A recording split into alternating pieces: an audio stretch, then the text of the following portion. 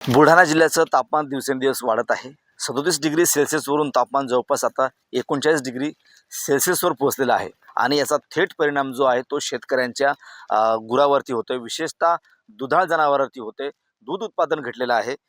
आपण जर पाहिलं तर बुलढाणा जिल्ह्याचं जे तापमान आहे 35 डिग्री 37 डिग्री आता थेट 39 डिग्री सेल्सिअसवर बुलढाणा जिल्ह्याचं तापमान पोहोचलंय आणि शेतकऱ्यांकडे जी जनावरं आहेत त्याच्यावरती या तापमानाचा परिणाम होतोय.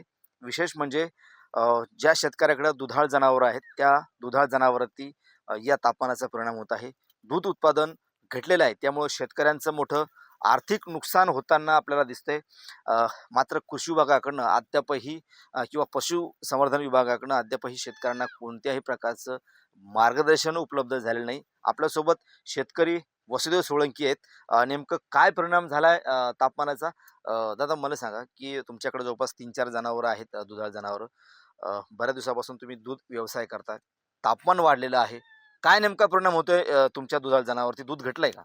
तापमान वाढल्यामुळं दुधाचा परिणाम असा झालाय की एका एका गाईचं जे 13 लिटर दूध निघायचं ते आता 7 लिटर 8 लिटरवर आलंय.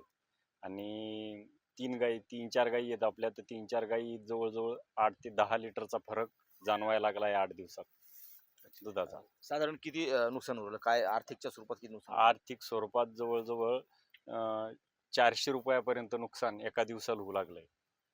आणि चारा पाणी तितकंच लागतं आणि उत्पादन कमी होऊन गेलं. नक्कीच. तर हे शेतकरी होते वसुदेव सोळंकी, ज्यांच्याकडे जवळपास 3-4 जी दुधाळ जनावरं आहेत. गेल्या 1.5 ते 2 वर्षापासून ते हा दुधाचा व्यवसाय करतात. मात्र अचानक तापमानामध्ये वाढ झालेली आहे. त्यामुळे त्यांच्या दुधावर सुद्धा या ठिकाणी परिणाम झाल्याचं ते सांगतात. आर्थिक स्वरूपात जर का विचार केला तर जवळपास 400 रुपयाचं नुकसान जे आहे ते त्यांचं दररोज या ठिकाणी होतंय. आता सध्या मार्च महिना सुरू झालेला आहे.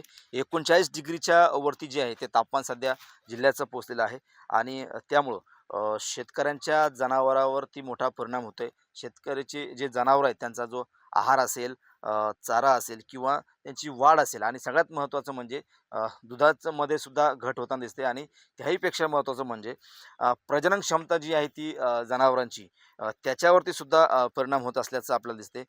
तात्काळ पशुसंवर्धन विभागानं या शेतकऱ्यांच्या या अडचणीकडं लक्ष देऊन शेतकऱ्यांना या ठिकाणी मार्गदर्शन करणं आवश्यक आहे, जेणेकरून शेतकऱ्यांच्या जनावरांना कुठल्याही प्रकारचा त्रास होणार नाही आणि त्यांचं जे दुधाचं उत्पादन आहे ते सुद्धा घटणार नाही. त्यामुळं पशुसंवर्धन विभागानं शेतकऱ्यांना मार्गदर्शन करणं गरजेचं आहे.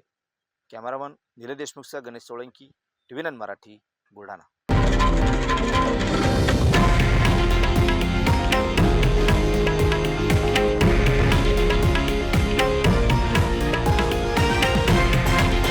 हे आहे देशातील नंबर 1 न्यूज नेटवर्क आणि आपण पाहत आहात TV9 मराठी, एकमेव.